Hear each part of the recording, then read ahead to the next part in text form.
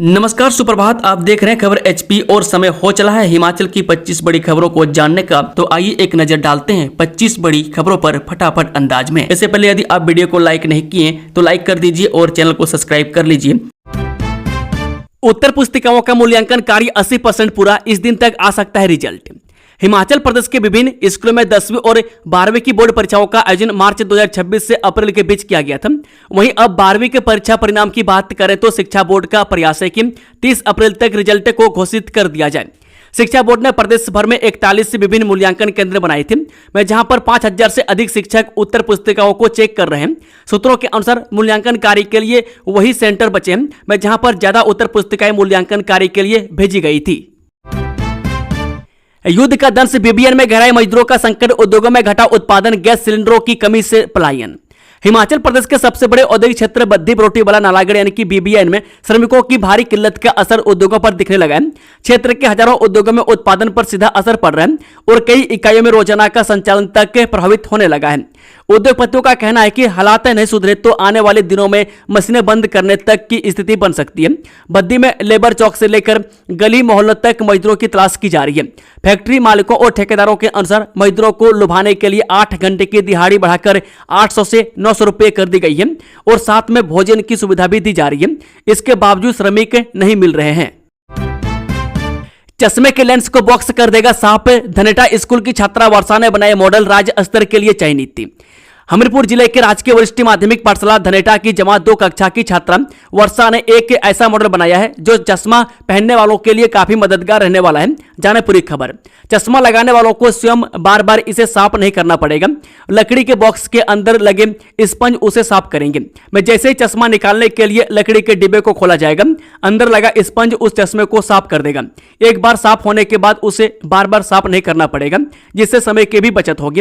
राजकीय वरिष्ठ माध्यमिक पाठशाला धनेटा की जमा 2 कक्षा की छात्रा वर्षा ने यह मॉडल बनाया है।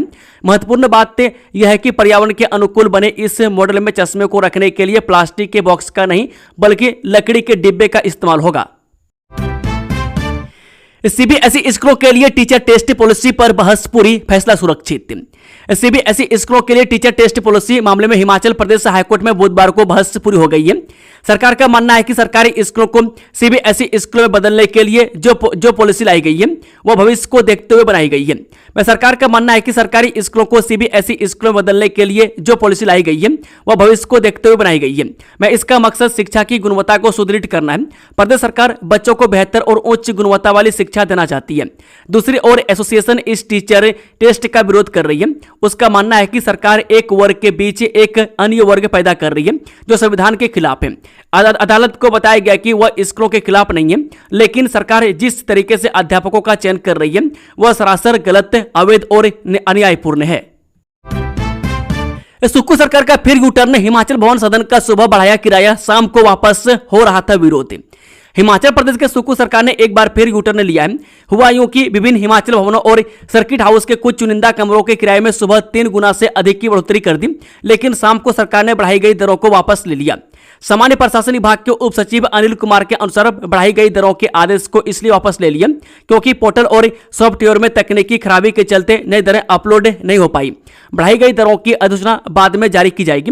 नई दरों के अनुसार नई दिल्ली स्थित हिमाचल भवन के कमरा नंबर 307, 308, 309, 310, 405, 406 और 407 का किराया सभी करों सहित 4000 रुपये प्रति रात्रि निर्धारित किया था। हिमाचल में डिजिटल तरीके से होगी जनगणना, गलत जानकारी दी तो लगेगा जुर्माना, अधिसूचना में और क्या निर्देश।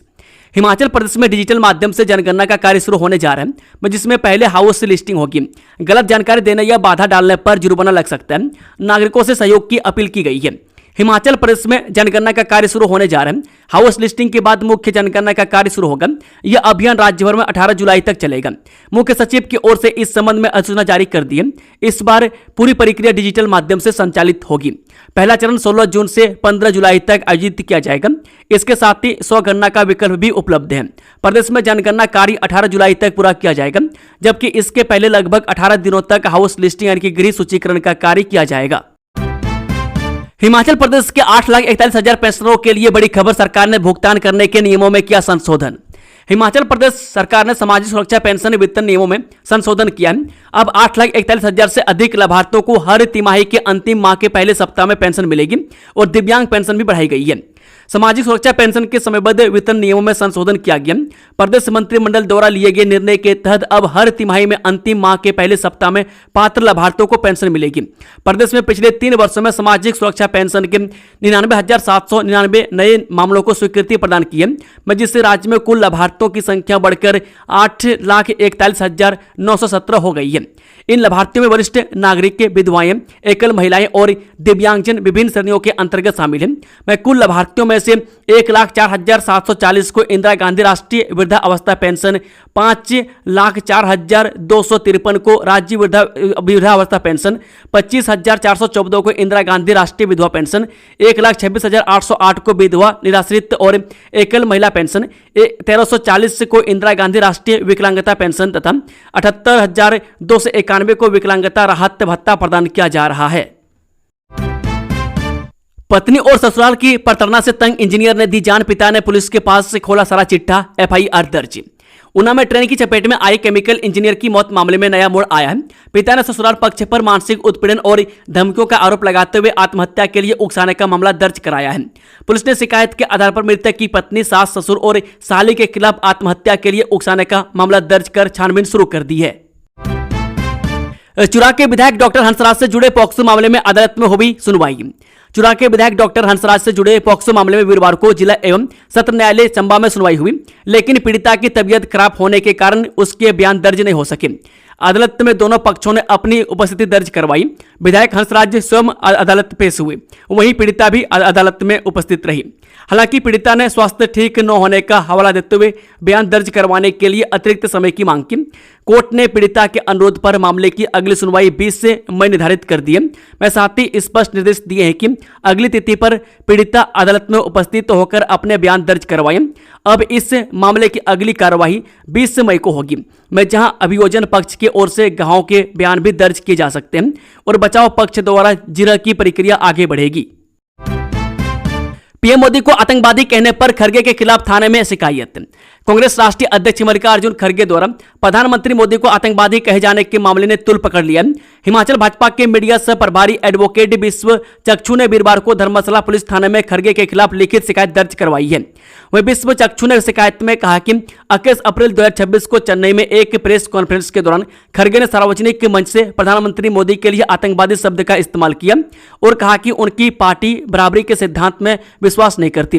चक्षु ने अपनी शिकायत में इसे देश के सर्वोच्च संवैधानिक पद का अपमान और 140 करोड़ भारतीयों की भावनाओं को आहत करने वाला बताया है। चक्षु ने कहा कि कांग्रेस चुनावी हताशा में अमर्यादित भाषा पर उतर आई है, जिसे देश बर्दाश्त नहीं करेगा।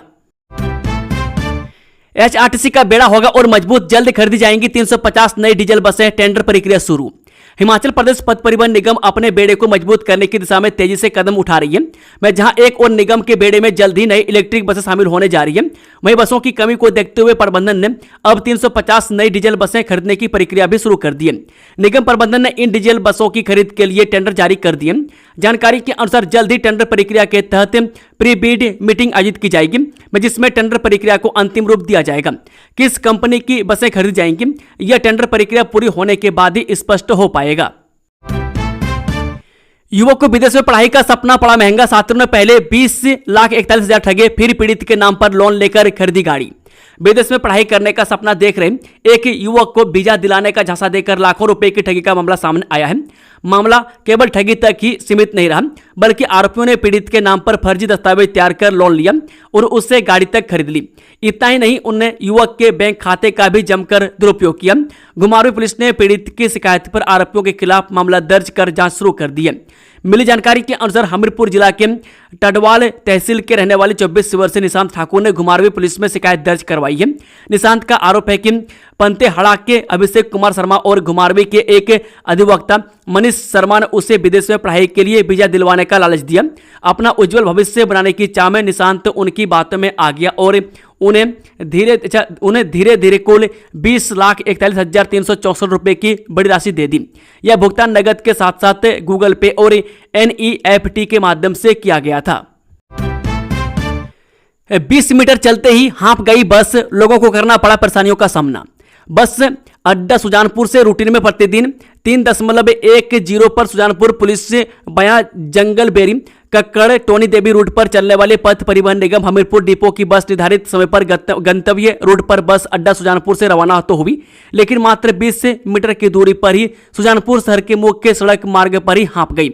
बस के खराब होने से बस में सफर कर रही सवारियों के अलावा इस रूट की बस स्टॉप पर जगह जगह खड़ी सवारियों को बस न आने के कारण मुश्किलों का सामना करना पड़ा। बस चालक ने बताया कि बस की बैटरी डाउन होने के कारण सड़क पर खड़ी बस फिर से स्टार्ट नहीं हुई। बाद में अन्य बस की बैटरी के साथ उसे जोड़ा गया। इसके करीब 2 घंटे बाद बस स्टार्ट हुई, लेकिन निर्धारित रूट पर बस के न जाने से जहां यात्रियों को दिक्कतें हुई तो वहीं बस चालक व परिचालक को भी परेशानियों का सामना करना पड़ा। हिमाचल की बेटी काजल ठाकुर बनी भारतीय सेना में लेफ्टिनेंट, क्षेत्र का नाम क्या रोशन। हिमाचल प्रदेश के चंबा जिले के उपमंडल चुराह की बेटी काजल ठाकुर ने भारतीय सेना में लेफ्टिनेंट के पद पर नियुक्ति पाकर न केवल अपने परिवार बल्कि पूरे चुराह घाटी और प्रदेश का नाम गौरवान्वित किया है। वह चुराह घाटी की पहली ऐसी बेटी बन गई है जिन्होंने सेना में अधिकारी बनकर एक नई मिसाल कायम की है। मैं काजल ठाकुर चुराह क्षेत्र के भंजूराडू पंचायत के गांव में डिक्री यूंड की रहने वाली है। मैं कोलकाता में आयोजित एक गरिमामय पासिंग आउट परेड के दौरान भारतीय सेना में लेफ्टिनेंट के पद पर नियुक्ति किया गया। इस भावुक और गौरवपूर्ण क्षण में काजल के माता पिता स्वयं उपस्थित थे। मैं जब काजल के कंधों पर सितारों वाली वर्दी सजी तो गर्व से परिजनों की आंखें छलक उठी। स्टाफ सहायक नर्स की परीक्षा 4 व 5 मई को होगी, जारी हुआ परीक्षा शेड्यूल। हिमाचल प्रदेश राज्य चयन आयोग ने सहायक स्टाफ नर्स पोस्ट कोड 25,026 की भर्ती के लिए कंप्यूटर आधारित परीक्षा की तिथि घोषित कर दी है। आयोग के सचिव डॉक्टर विक्रम महाजन ने बताया कि यह परीक्षा 4 और 5 मई को होगी। उन्होंने बताया कि परीक्षा से एक सप्ताह पहले आयोग की वेबसाइट hprca.hp.gov.in पर एक लिंक का प्रावधान किया जाएगा, जिससे अभ्यर्थी अपना रोल नंबर एवं एडमिट कार्ड डाउनलोड कर सकेंगे। वहीं रोल नंबर और परीक्षा केंद्र की जानकारी मोबाइल फोन पर SMS के माध्यम से भी भेजी जाएगी। लेंस कार्ड के स्टोर में घुसकर कर्मचारियों को लगाए तिलक, बांधा कड़वा, हिंदू संगठन के नेताओं पर FIR दर्ज। लेंस कार्ड अपने द्वारा जारी गाइडलाइंस को लेकर देश भर में छिड़े विवाद की आंच अब हिमाचल प्रदेश की राजधानी शिमला तक पहुंच गई है।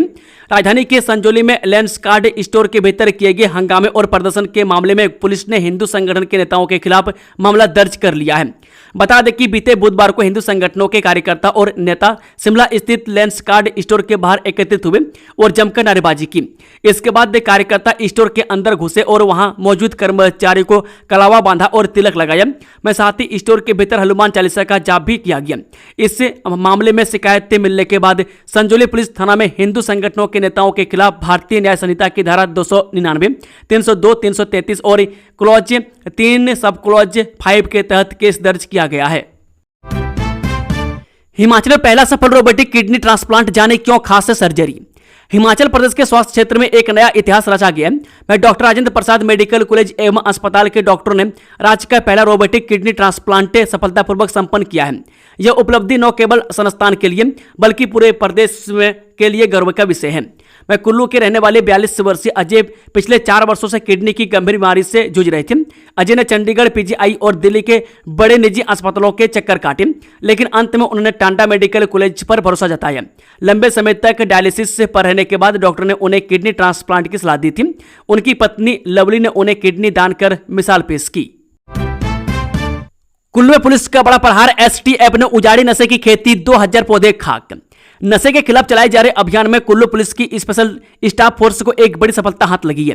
राजस्व और वन विभाग के साथ मिलकर की गई एक संयुक्त कार्रवाई में STF ने तहसील आनी के ग्राम पाली में अफीम की अवैध खेती का भंडाफोड़ किया।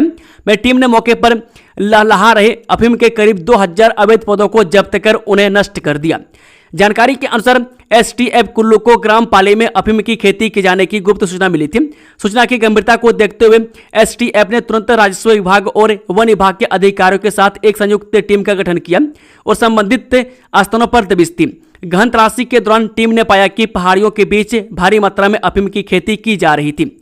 अवैध खेती पाए जाने के बाद पुलिस थाना आनी में मादक पदार्थ अधिनियम के तहत 2 अलग अलग मुकदमे पंजीकृत किए गए हैं।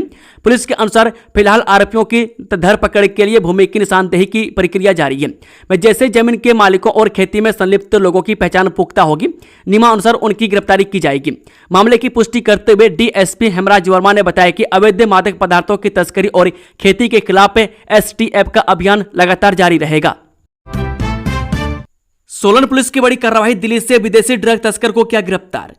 सोलन पुलिस ने नशे के खिलाफ अभियान के तहत बड़ी सफलता हासिल करते हुए दिल्ली से एक विदेशी नागरिक को गिरफ्तार किया है। आरोपी के कब्जे से 229 ग्राम हेरोइन यानी कि चिट्टा और इलेक्ट्रॉनिक तराजू बरामद हुआ। एएसपी राजकुमार चंदेल के अनुसार पहले दर्ज एनडीपीएस केस की जांच के दौरान पुलिस से टीम दिल्ली पहुंची और द्वारका में छापेमारी कर नाइजीरियन नागरिक को पकड़ा। इससे पहले 3 आरोपी भी गिरफ्तार किए जा चुके हैं। आरोपी पर विदेशी अधिनियम की धारा 14 भी लगाई गई है और उसे कोर्ट में पेश किया गया है। पुलिस अधीक्षक अभिषेक ने बताया कि सोलन पुलिस नशे के खिलाफ अभियान को पूरी सख्ती से चला रही है। उन्होंने कहा कि इस मामले में अंतर्राज्यीय ड्रग नेटवर्क के तार जुड़े हैं और जांच जारी है। पुलिस सप्लाई चेन को तोड़ने के लिए लगातार कार्रवाई कर रही है। टैक्सी एवं ट्रक ऑपरेटर के प्रतिनिधिमंडल ने सीएम सुक्कू से की भेंट, रखी यह मांग। मुख्यमंत्री सुखविंदर सिंह सुक्कू ने आज कांगड़ा जिला के विभिन्न टैक्सी एवं ट्रक ऑपरेटर्स यूनियन के एक प्रतिनिधिमंडल ने अपनी विभिन्न मांगों को लेकर आज कांगड़ा एयरपोर्ट पर भेंट की। मुख्यमंत्री ने यूनियन के पदाधिकारियों की समस्याओं को ध्यानपूर्वक सुना तथा उनकी मांगों पर सहानुभूतिपूर्वक विचार करने का आश्वासन दिया। प्रतिनिधिमंडल ने कांगड़ा जिले में आरटीओ तथा एमबीआई के माध्यम से भी फिलहाल कमर्शियल वाहनों के लिए मैनुअल फिटनेस टेस्ट की सुविधा उपलब्ध करवाने का आग्रह किया। चिट्टा तस्करों पर पुलिस का डंडा, मुख्यमंत्री सुक्कू के एंटी चिट्टा जन आंदोलन के तहत 19 बड़े नेटवर्क ध्वस्त। हिमाचल प्रदेश में मुख्यमंत्री के नेतृत्व में चलाए जा रहे एंटी चिट्टा जन आंदोलन के तहत शिमला पुलिस ने नशा तस्करी के खिलाफ बड़ी सफलता हासिल की है। पुलिस ने इस अभियान के अंतर्गत न केवल एनडीपीएस मामलों की जांच को और मजबूत किया है, बल्कि वैज्ञानिक तरीके से गहन जांच करते हुए नशा तस्करी के बड़े नेटवर्कों तक पहुंच बनाई है। पुलिस की रणनीति अब केवल छोटे पेडलरों तक सीमित नहीं रही, बल्कि बैकवर्ड लिंकेज के जरिए मुख्य सप्लायर और सरगनाओं को पकड़ने पर फोकस किया गया। इसी का परिणाम है कि वर्ष 2026 में अब तक 3.5 महीनों में 27 आरोपियों की गिरफ्तारी हो चुकी है, जो पिछले 5 वर्षों में सबसे अधिक है। शिमला पुलिस ने बाहरी राज्यों से संचालित नशा नेटवर्क पर भी बड़ा प्रहार किया। इस साल 27 से प्रमुख सप्लायरों और सरगनाओं को गिरफ्तार किया गया, में जो 2025 के मुकाबले लगभग 3 गुना और 2024 के मुकाबले करीब 7 गुना अधिक है। में सबसे बड़ी उपलब्धि यह रही कि वर्ष 2026 में अब तक 19 बड़े नशा तस्करी नेटवर्कों को ध्वस्त किया है, में जो नेपाल, पंजाब, हरियाणा, चंडीगढ़, केरल और उत्तर प्रदेश से संचालित हो रहे थे। मुंबई से कुरियर से नशीली दवाइयां सप्लाई, ड्रग कंट्रोल विभाग ने तोड़ा तस्करी का नेटवर्क। जिला चंबा में नशे के अवैध कारोबार के खिलाफ जारी कार्रवाई में मुंबई से चंबा तक फैले नशीली दवाओं के नेटवर्क की जांच में अहम खुलासा हुआ है। मुख्य आरोपी हरमीत सिंह वासी जुलहकड़ी चंबा ने अपने साथी मोहम्मद अहमद निवासी गोपालपुर जिला महाराजगंज उत्तर प्रदेश से कुरियर के माध्यम से 5 बॉक्स नकली दवाइयां बिना बिल के मंगवाई थी। इन दवाओं का इस्तेमाल युवाओं को नशे की गिरफ्त में धकेलने के लिए किया जा रहा था। जांच में सामने आया है कि एक बॉक्स में 150 गोलियां पैक थी और इस तरह कुल 750 गोलियों की खेप चंबा पहुंचाई गई। बरामद दवाओं में प्रागाबलिन और टेम्पाटोडोल जैसी नशे की लत लगाने वाली दवाएं शामिल थी। यह मामला 1 दिसंबर 2025 को सामने आया था, जब ड्रग कंट्रोल विभाग ने चंबा के जुलहकड़ी क्षेत्र में हरमीत सिंह के घर पर छापेमारी कर भारी मात्रा में नशीली दवाइयां बरामद की थी। बद्दी में कंप्रेसर फटने से युवक की मौत, एक कर्मचारी घायल। जुड्डी कलां स्थित उद्योग में पेश आया दर्दनाक हादसा। बद्दी के जुड्डी कलां स्थित उद्योग में ऐसी यूनिट की इंस्टॉलेशन के दौरान कंप्रेसर में हुए विस्फोट में 20 वर्षीय युवक की मौके पर ही मौत हो गई, जबकि एक अन्य व्यक्ति घायल हो गया। घटना उस समय हुई जब कंपनी परिसर में सामान्य तरीके से तकनीकी कार्य चल रहा था, लेकिन अचानक हुए तेज धमाके ने पूरे माहौल को दहला दिया। प्रत्यक्षदर्शियों के अनुसार विस्फोट इतना अचानक और तीव्र था कि मौके पर मौजूद कर्मचारियों को संभालने का मौका तक नहीं मिला और कुछ ही पलों में हादसा गंभीर रूप ले लिया। हादसे में ऋषभ उम्र 20 वर्ष पुत्र बलदीप निवासी धर्मपुर मंडी की मौके पर ही मौत हो गई। युवक के इंस्टॉलेशन कार्य में संलग्न था और विस्फोट की सीधी चपेट में आ गया। सीबीएसई ने 10वीं कक्षा के दूसरे चक्र की डेट शीट की जारी, 15 से 21 मई तक होगी परीक्षाएं। केंद्रीय माध्यमिक शिक्षा बोर्ड ने गुरुवार को 10वीं कक्षा की बोर्ड परीक्षाओं के दूसरे चक्र के लिए डेट शीट जारी कर दी है। इसके अनुसार परीक्षाएं 15 से 21 मई 2026 तक आयोजित की जाएंगी। इस वर्ष शुरू की गई 2 परीक्षा प्रणाली के तहत दूसरे चक्र की शुरुआत गणित के पेपर के साथ होगी और समापन 21 मई को सामाजिक विज्ञान की परीक्षा के साथ होगा। पात्र उम्मीदवारों में वे छात्र शामिल हैं जो सभी विषयों में उत्तीर्ण हुए हैं, व साथ ही वे भी जिन्हें कंपार्टमेंट श्रेणी यानी कि पहला या तीसरा अवसर में रखा गया। बोर्ड ने स्पष्ट किया है कि पाठ्यक्रम और परीक्षा पैटर्न में कोई बदलाव नहीं किया जाएगा। अंतिम परिणाम के लिए दोनों प्रयासों में से छात्र के सर्वश्रेष्ठ स्कोर को ही माना जाएगा। परीक्षा केंद्र और एडमिट कार्ड के संबंध में विवरण अलग से घोषित किए जाएंगे। गौरतलब है कि बोर्ड ने पहले सत्र के परिणाम 15 अप्रैल को घोषित किए थे, जिसके अगले ही दिन दूसरे चक्र के लिए पंजीकरण शुरू कर दिए गए थे। आवेदन की प्रक्रिया 16 अप्रैल से 5 दिनों के लिए खुली रही थी। बैच वाइज भर्ती होंगे 355 शारीरिक शिक्षक। स्कूल शिक्षा विभाग में बैच वाइज आधार पर 355 शारीरिक शिक्षकों की भर्ती की जाएगी। यह भर्ती जॉब ट्रेनिंग के आधार पर की जाएगी। राज्य के सभी जिलों में भर्ती को लेकर प्रक्रिया आरंभ की गई है। इन पदों की भर्ती के लिए काउंसलिंग प्रक्रिया सभी जिलों के उपनिदेशक स्कूल शिक्षा और प्रारंभिक शिक्षा कार्यालयों में 3 से 4 जून 2026 तक निर्धारित की गई है। स्कूल शिक्षा विभाग ने सभी उम्मीदवारों को निर्देश दिए हैं कि वह अपने अपने गृह जिला में निर्धारित प्रपत्र पर जिलों की प्राथमिकताओं का क्रम भर दें। नाबालिग लड़की के लापता होने की खबर से मच गया था हड़कंप। स्टोर रूम में सोई थी 14 वर्षीय नव्या। हिमाचल प्रदेश के जिला हमीरपुर में एक 14 वर्षीय बालिका के लापता होने की खबर से हड़कंप मच गया था। हुआ यूं कि नव्या स्टोर रूम में जाकर सो गई थी और अनजाने में स्टोर का दरवाजा बाहर से बंद हो गया था। जाने पूरी खबर क्या है। कस्बा अवा देवी में वीरवार को एक 14 वर्षीय बालिका के लापता होने की खबर ने पूरे दिन लोगों को चिंता में डाले रखा। सोशल मीडिया पर सुबह करीब 10 बजे से यह खबर तेजी से फैल गई। लड़की का नाम नव्या है। नव्या की तबीयत ठीक नहीं थी, जिस कारण वह सुबह स्कूल नहीं गई थी। उसकी माता अवा देवी माता मंदिर में कार्यरत है और वह रोज की तरह सुबह करीब 9 बजे मंदिर चली गई। पत्नी और ससुराल की प्रताड़ना से तंग इंजीनियर ने दी जान। पिता ने पुलिस के पास से खोला सारा चिट्ठा। FIR दर्ज। ऊना में ट्रेन की चपेट में आए केमिकल इंजीनियर की मौत मामले में नया मोड़ आ गया। पिता ने ससुराल पक्ष पर मानसिक उत्पीड़न और धमकियों का आरोप लगाते हुए आत्महत्या के लिए उकसाने का मामला दर्ज कराया है। 5 वर्षीय बच्ची से 3 युवकों ने की अश्लील हरकतें। क्षेत्र में एक 5 वर्षीय बच्ची के साथ अश्लील हरकतें करने का मामला सामने आया है। शिकायत के आधार पर पुलिस ने मामला दर्ज कर लिया है। एसपी अभिषेक शेखर ने बताया कि मामले में आरोपियों की पहचान करके उनकी तलाश की जा रही है। जानकारी के अनुसार 3 युवकों द्वारा बच्ची के साथ अनुचित हरकत करने की कोशिश की गई। घटना की जानकारी मिलते ही परिजनों ने तुरंत पुलिस को सूचित किया। मामले की गंभीरता को देखते हुए पुलिस ने जांच शुरू कर दी है और आरोपियों को पहचान व गिरफ्तारी के प्रयास किए जा रहे हैं। सोशल मीडिया पर यह मामला काफी ज्यादा वायरल भी हो रहा है। एसपी ने बताया कि आरोपी जल्द पुलिस से गिरफ्त में होंगे। दोस्तों, खबरों का सिलसिला समाप्त होता है। अगर जानकारी पसंद आई तो वीडियो को लाइक शेयर, चैनल को सब्सक्राइब जरूर कर लें। Thank you, all the best. जय हिंद, जय भारत, जय हिमाचल।